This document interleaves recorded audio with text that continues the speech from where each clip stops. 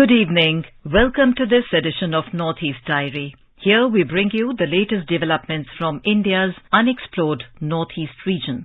Friends, today we have a very interesting story on how Sikkimese youth are turning farming into a lucrative career option. We also have an enlightening interview of folk musician Ban Shailang Mukhim from Meghalaya.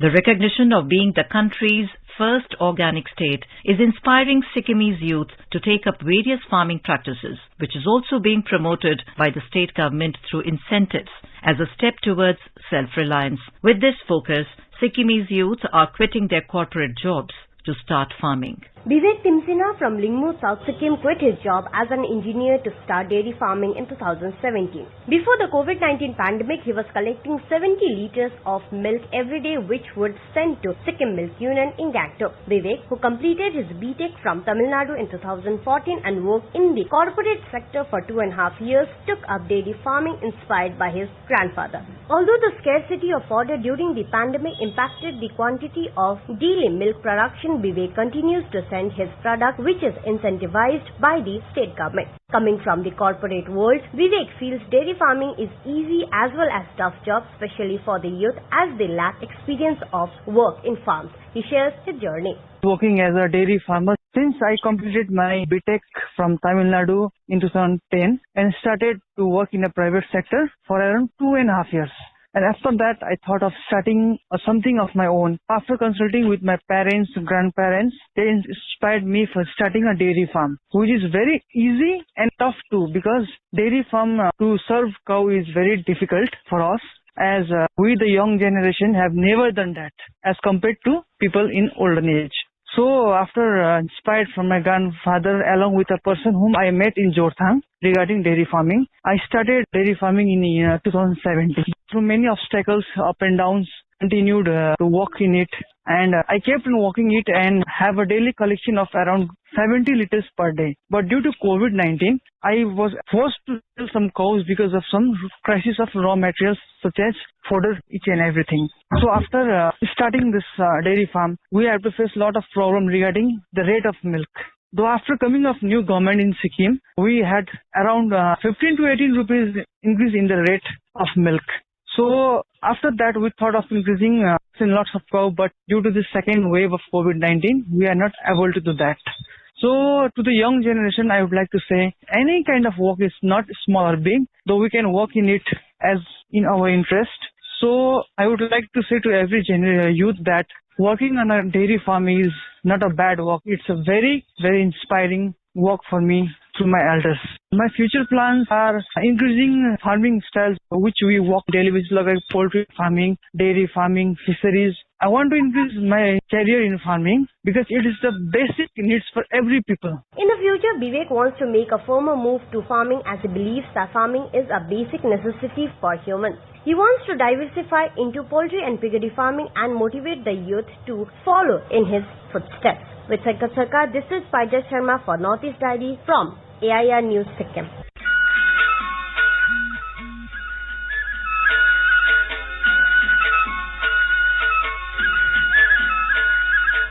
Let us now head over to Assam, where the success story of a progressive farmer of Dhemaji district has inspired people. Sri Budheshwar Pame, 45 years old and early adopter and progressive farmer, a resident of Shantipur village of Dimu from Dhemaji district in Assam, is an innovative farmer and able to design number of tools to make farm operation easy. He is on a process of writing a book on his innovative 22 years agriculture experience entitled Notun Arhe Krishi Hijuli Aru Unnoto Krishi Paddhati. Literally means new types of agricultural equipment and advanced agricultural procedure. Tools for line transplanting of paddy, red trapping cage, tools for mud plastering of small dams, soil digging tools, medicine to reduce residual effort of pesticides, hand fork for paddy weeding, birds scaring tools, tools for taking out the hard cover from airy cocoa corn or coconut, threshing tools, etc. are some equipment designed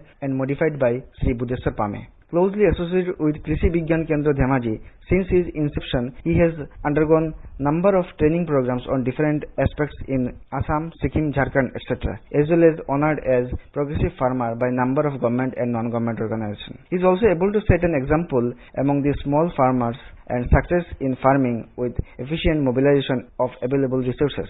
Pame, who earlier assisted his father and getting inspired from his father and one ordinary small handbook, Krishi Sarati, adopted farming as a profession as well as hobby after taking education of HSLC. Getting inspiration from his success, number of other farmers from his nearby village of Dimu like Gureshwar Pame, Dilip Pegu and other from districts are showing bright career in cultivation. Pame expressed with great satisfaction and pride. Presently, Pame is doing proofreading work for his books, searching for a financial advisor for publishing the book for the benefit of Agricultural Society. Pranab Kumar Nath from Dibrugarh for Northeast Diary. Reckitt, the global leader in consumer healthcare, has launched the Birds and Bees Talk program in Nagaland for children between the ages of 10 to 19. The Birds and Bees Talk program is a comprehensive growing up life skills education curriculum to help make children informed and empower them with critical information that promotes them to grow into responsible, healthy adults. A report from our Kohima correspondent. Launched last year with the support of the state governments of Manipur, Sikkim and Arunachal Pradesh, the Birds and Bee Talk program already has a two-level interactive animated curriculum that covers growing up and life skills to promote the core principle of inclusion, awareness, consent, protection and equity. The holistic approach of the program envisages celebrating special days and important health days across the states, leveraging its rich music, art and culture, ensuring that knowledge is not limited till the restraint of physical classes. This year, the program is focused on deepening the impact in Nagaland by equipping thousands of adolescents and young people with a curriculum that will help them make informed choices and grow into healthy adults. It will be executed and implemented across Nagaland in government and private schools to ensure maximum reach and beneficiaries. In this, a memorandum of understanding was signed by Principal Director of School Education Department, Government of Nagaland, Shanawaz C. and Ravi, Director of External Affairs and Partnership, South Asia, Reckitt. For Northeast Diary, this is Asunyo from AIR News, Kohima.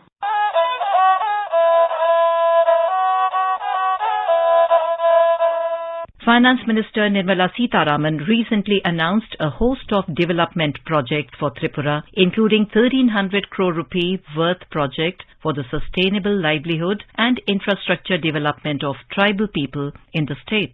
The minister announced the projects during her recent two-day visit to Tripura. We have more from our Agartala correspondent Reena. Union Finance Minister Nirmala Sitharaman was here in Tripura last week on a two-day tour to monitor the progress and works of the ongoing externally aided projects in the state. During her visit, the minister announced a host of development projects and inaugurated a series of projects for the state. The projects include 1,300 crore rupees worth project for sustainable livelihood and infrastructure development for tribal people, 14 crore rupees worth project for the widening of 4 state highways, and 7 crore rupees for digitalization of Agartala Smart City. While announcing the projects in a public gathering in Mohanpur, the Union Finance Minister said that the ambitious project aimed to create sustainable livelihood and infrastructure development for tribal people in the state. The Finance Minister said that she had been told that the people living in the remote hamlets of the state do not have connecting roads to the national highways. Moreover, due to lack of connectivity, schools and other basic amenities can't reach the people. She further said that sustainable livelihood generation is also a priority of the government. Therefore, the government is going to implement these 1,300 crore rupees worth project. Ms. Sitharaman also inaugurated multi-crore projects during her visit. One such project is called My Pet, My Right, initiated by NABARD and a foundation which aims to bring livelihood and menstrual hygiene closer to rural women by way of grant, waste support and capital equipment. Besides, the Union Minister also inaugurated a 132 kV power station, 80,000 functional household tap waters, 7 projects under RIDF, SPA and a surface water treatment plant funded by ASEAN Development Bank.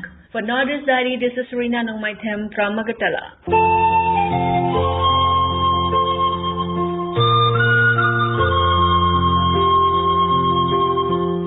The country is celebrating Azadi Ka Amrit Mahotsav to commemorate 75 years of Indian independence. On this occasion, we are remembering our heroes from all corners of the country who had taken part in the national struggle for freedom and laid down their lives to secure freedom from the British Raj. Today, we will hear about an unpublished tale of an unsung hero of freedom struggle from Mizoram. He was Pu Thang Thi Awa. Our correspondent from Aizawl reports.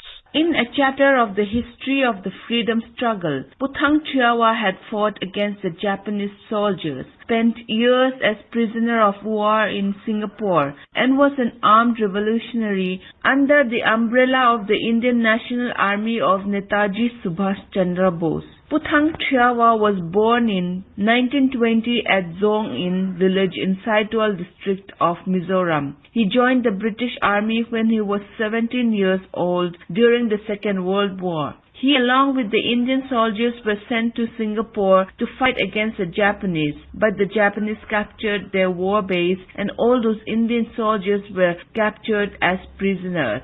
While imprisoned, the Japanese army tortured him severely and pressed him to join the Japanese army. But Thang Chiawa and many others did not bow down. The scene changed a lot when Subhash Chandra Bose reached Singapore in 1942. Professor J.V. Luna of Aizawl, who had interviewed Puthang Chiawa, shared a talk with AIR News.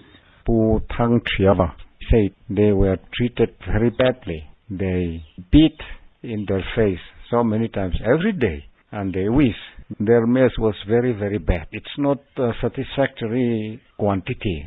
Because of that, Japan used to invite them to join them in their side. Puthang Chiawa said, Japan said, if you join our side, we'll give you full mess, as if Japan soldiers mess quantity. Japan said, we are going to win this war, and after the war, we'll drive the British out from India and we'll give you independence.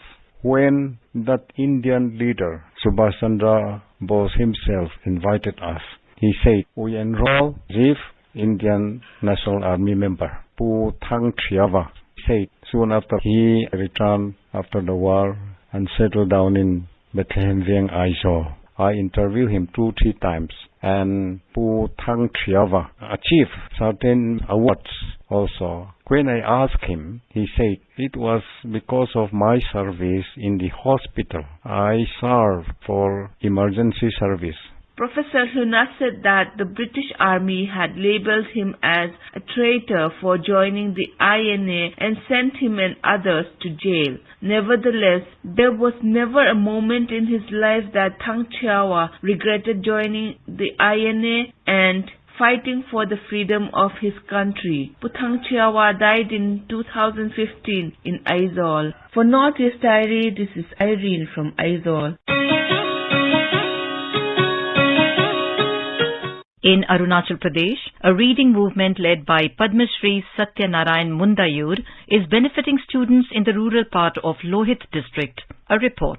The Lohit Youth Library, a network of libraries in Lohit and Lower Dibang Valley district in Arunachal Pradesh, is in a mission to instill the habit of reading books among children. Apart from providing free access to unlimited collections of books in their libraries, the organization is also doing regular workshops in the rural areas to improve children's reading skills and vocabularies. Satyanarayan Mundayur, who initiated this reading movement in this part of the state and the coordinator of Lohit Youth Library, said that motive of this workshop is to attract students to reading, which in turn will produce learning activity. Read to Learn workshop, we wanted it to be, our library volunteers wanted it to be something specifically to attract the senior students to the benefits of reading, which will produce learning activity, learning output. That was one most important point which we felt, which so far what we have been doing, we have been stressing on the joy of reading. Very often the senior students felt that it was only joy of reading and not learning output. So to dispel this misconception, we wanted wanted the reading activity to be very focused on a visible learning outcome. So what we did was we prepared the syllabus which will help them to improve their vocabulary skill, then develop their understanding of the language, and also reading practice, because most of the time they do not get the reading aloud practice. So they don't hear the correct accent, correct intonation while speaking English or reading English. So we wanted some drill to be done in that. So when volunteers do, the activity becomes very friendly to the learners. They don't feel that, a tense environment or the hesitation that we might fail in a learning activity. It's a very friendly environment. At the same time, we did a reading track drill, and how the story can be read out with intonation, and that helps you to improve your reading skill in English and speaking skill in English. This is one very important thing. Then we found that they had the difficulty in vocabulary, and they had confusion also even class 9 and 10 level, the distinction between how a noun structure is there, adjective and then verb. So how these are interrelated, how you can get an adjective from a noun and a noun from an adjective, this sort of thing. So, and what is the relationship with word? Through game activities we thought we will do. Mr. Mundeyor has been awarded with the prestigious Padma Shri Award for his effort in promoting education through his reading movement in this rural part of eastern Arunachal Pradesh. For Northeast Diary, this is Rakesh Dole, Air News, Itanagar.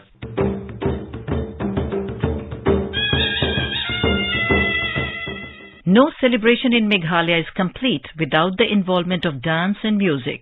Across the state, a number of religious or traditional festivals are accompanied by music, which is usually folk music. Though the state has produced many well-known musicians whom we have all heard of, most of them are Western musicians. But there are talented musicians who primarily focus on traditional Khasi folk music, and among them is Bansai Lang Mukim. Bansai Lang Mukim is a talented young Khasi folk musician from Smith, East Khasi Hills district. The place is famous for the annual Nongkrem dance festivals, which draws visitors from different parts of the world. Born and brought up in a place where one of the famous festivals is held, Bansai Lang has always held traditional music to his heart. Let's get to know more about this musician. Hello listeners of Northeast Diary, we are here with Bansai Lang Mukim, who is a famous, well-known folk musician based in Shillong. Let's have an interaction and then get to know what he has done so far and then what inspires him. So Mr. Mukim, what inspired you to become a musician and why traditional Khasi folk music when the region is well known across the country for its Western music?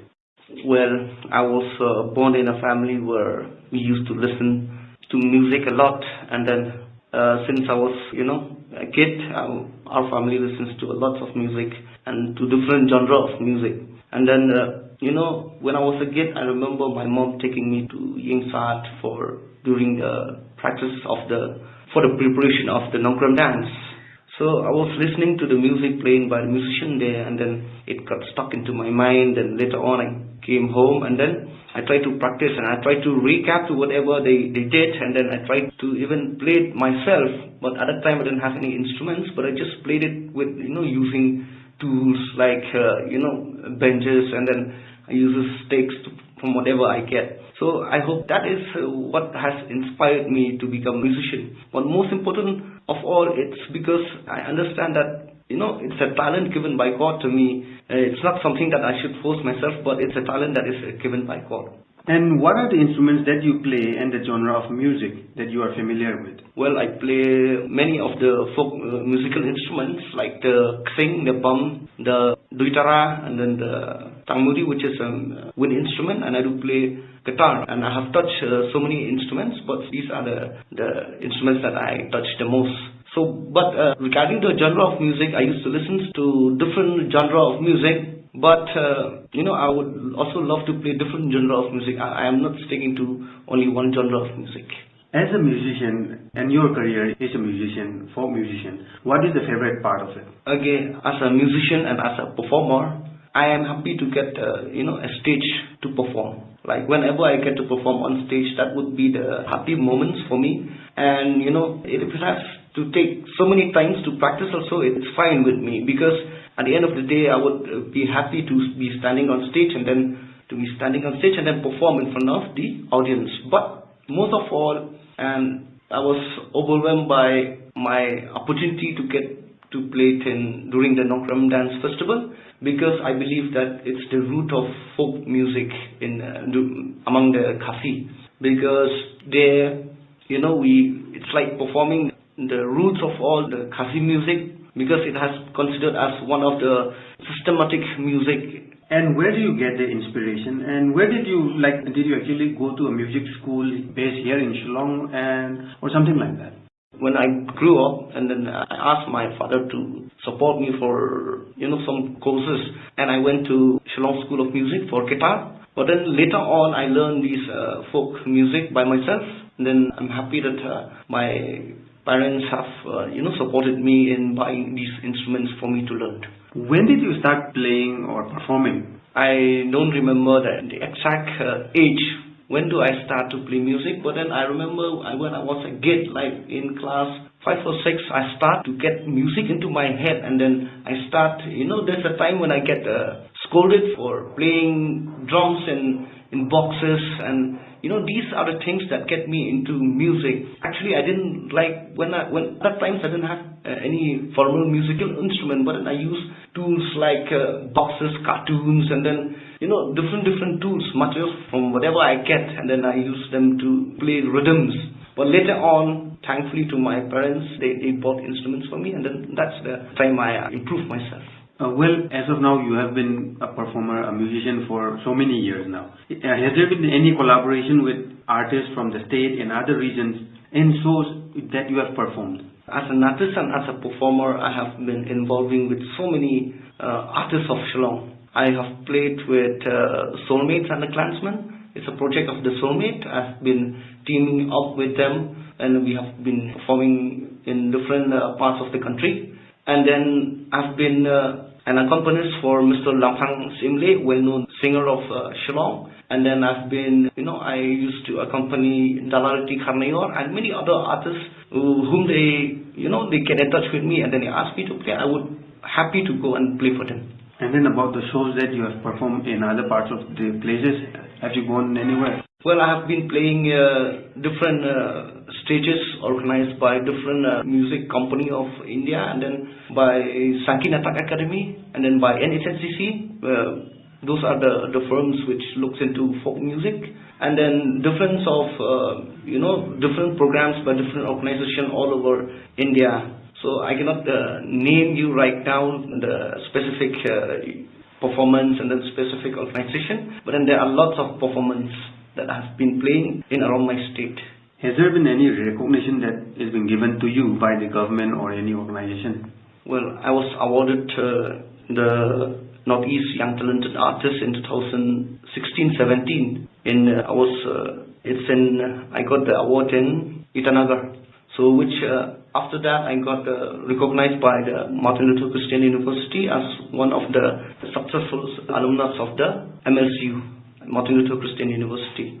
And then some of the recognition from the community, different organizations from the community also, that has recognized my work. Well, the last question that I would like to place forward is, how do you plan to pass on the knowledge of this traditional Kashi folk music to the younger generations? Well, I have been doing this for some time now, and I have students whom I teach them folk music, and I do guide some of the researchers in the field of folk music. And I have been taking some of my students and some of my colleagues to different performance for them to get inspired to, not only to play folk music, but also to improve playing folk music, to improve their skills, and also to improve their performance as playing folk music into the audience. I've been doing this, and now, because of this pandemic, we have stopped our classes. We have had so many classes here for folk music, and then we will continue. Given an opportunity to work as a music teacher in a college or university, would you take that? I would take, it depends on what kind of music also, and then because music teacher, it's not an easy task, because we have lots of category, lots of genre, and music teacher, you cannot teach all practicals and theories. Some of them are good in theory and some of them are good in practicals, and some of them knows a lot of folk music but they don't know Western music. It depends on what kind of courses and which is equivalent to that course of opening in the college. So if it suits me, then I would really be happy to teach in college or any institution. Thank you for your time and good luck in your future endeavor. Thank you so much.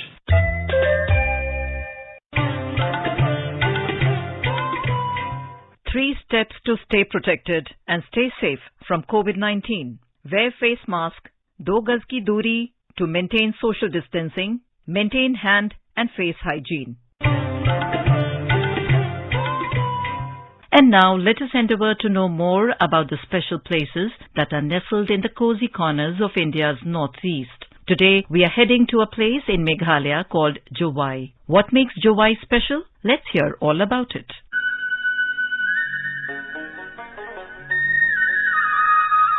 Jawai is the headquarters of the West Jaintia Hills district of Meghalaya, which is home to the Nar, a sub-tribe of the Kashi community. It is located on a plateau surrounded on 3 sides by the Mindu River, bordering Bangladesh to the south. Due to its high altitude of 1,365 meters above sea level, Jawai experiences warm summers with cool to chilly winters. Jawai is an important business and education hub for the entire district, catering to local students as well as those from the adjacent parts of Assam and Bangladesh. The Nar community enjoys different types of delicacies made from meat and fish, particularly pork. A variety of savory pork dishes like jado, dokle, dojem and dosnam are prepared according to traditional recipes. A strong-smelling tumta made from fermented beans and tumtap, a variety of dry fish, are 2 of the most popular forms of local chutney. Jawai, the exquisitely beautiful destination located in the Jaintia Hills, is renowned for its scenic vistas that are exclusive to this region. Enclosed by Mindu River from 3 sides, it maintains chilly winters while the summers are pleasant. The place is a humble fusion of heritage and vibrant culture that reflects the lifestyle of the locals. Both global and domestic tourists adore witnessing the 2 festivals of Jawai, which are Chhat Sukra. It literally means to dance with joy for good physical and mental health. In Jawai, it is celebrated as a bonding process to facilitate the spirit of unity and amity. This festival is held in the months of April or May, before the agrarian population leave for sowing seeds in their respective fields. Another most essential here is Behdenklam. This important and famous festival of Nar tribes is held after the sowing season. The ecstatic sites abound with lakes, waterfalls, historical bridges, and lush green parks that hold great potential as a tourist destination. The place is famous for many iconic tourist destinations in the state. Some of the tourist places which this region can offer are Sintuk Syar, Tirchi Falls, Jawai Presbyterian Church and Tadlakian Lake. Sintuk Syar is a valley well irrigated by the Mindu River. Also called Madan Madaya or Uncle's Ground, it is situated in the valley and has historical importance as the site of the freedom struggle's rise. Today, the ground has a monument of Yu Kyang Nangba, a fighter of the Khasi people.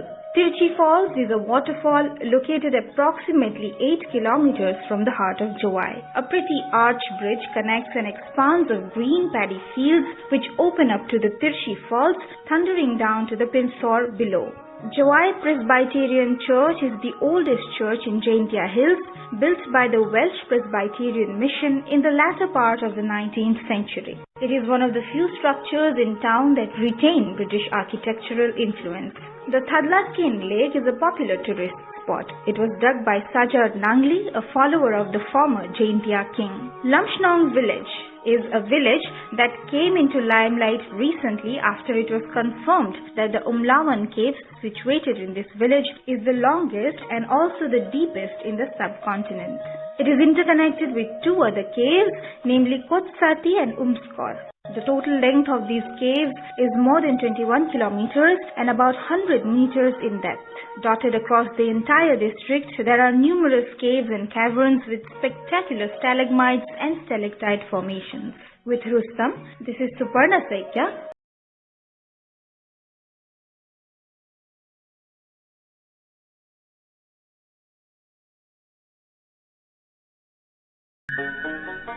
With that, we have come to the end of this edition of Northeast Diary. Do join us next week to hear more stories from this enchanting part of India. Goodbye.